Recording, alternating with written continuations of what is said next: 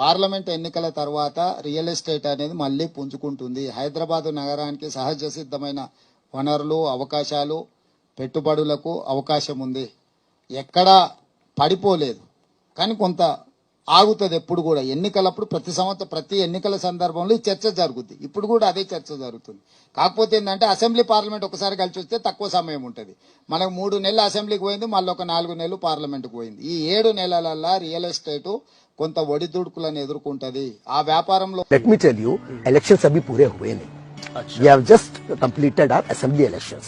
By March, April, we are due for the Lok Sabha elections. Now when everything settles down, it will take around 6 to 7 months it will happen. So yes, 6 to 7 months is the best time to invest, क्योंकि अभी rates बढ़ेंगे नहीं. Exactly.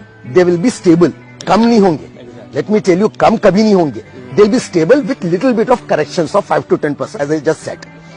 एक बार जब correction हो जाएगा, हर चीज हो जाएगी, उसके बाद come October, September, the rates will start increasing, and it will increase at the same speed as it has been increasing in this last 10 years.